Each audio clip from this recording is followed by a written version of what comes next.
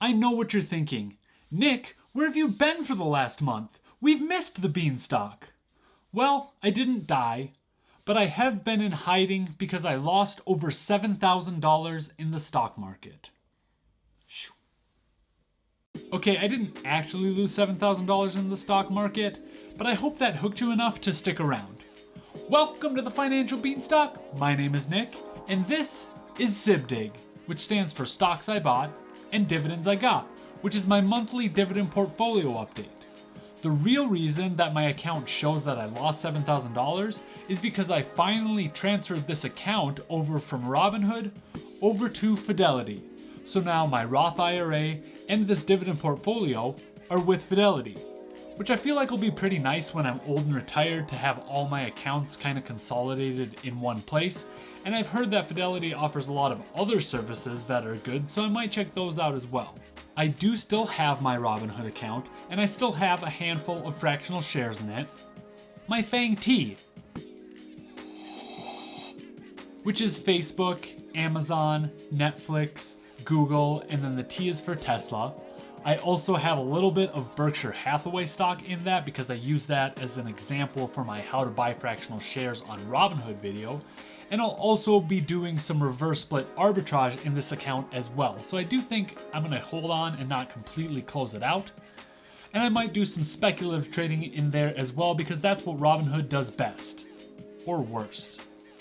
Let's get into the dividend portfolio with the stocks I bought.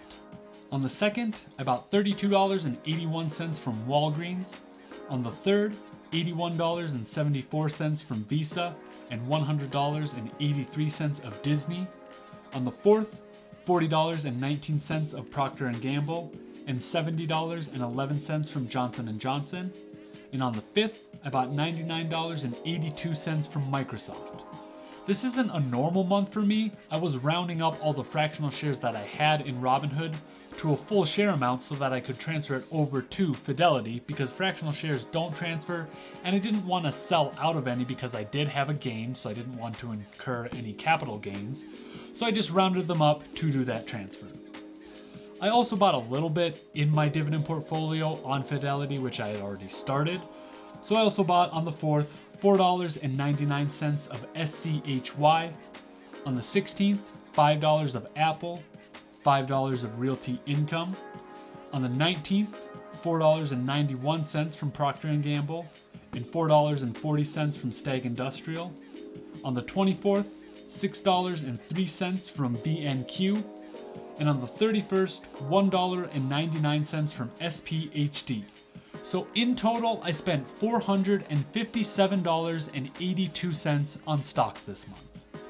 Onto the dividends I got. On the 2nd, I got $3.64 from AT&T, $1.26 from Verizon, and 24 cents from JP Morgan. On the 5th, 26 cents from JEPI. On the 12th, $1.10 from Apple. On the 13th, $1.88 from Realty Income and 62 cents from Main Street Capital. On the 16th, 60 cents from Procter & Gamble and 36 cents from Stag Industrial. On the 30th, 1 penny from SiriusXM.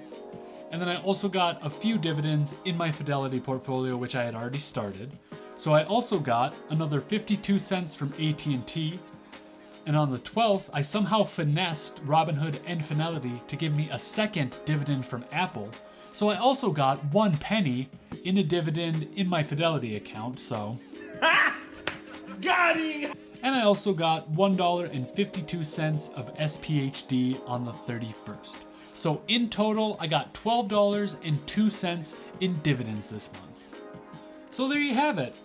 This last month was just really crazy with summer wrapping up, work starting to get really busy for me, so I'll hopefully get back into a routine of uploading more consistently. My next video, I plan on breaking down the entire transfer process from Robinhood over to Fidelity, so if you want to do that as well, be sure to tune in for that video. There might be a few things that I would have done differently had I known about them before I did that transfer. So go ahead and YouTube mumbo jumbo that subscribe button, that like button, and that bell notification so you don't miss any future videos. I truly appreciate you watching, and let's continue to grow this beanstalk.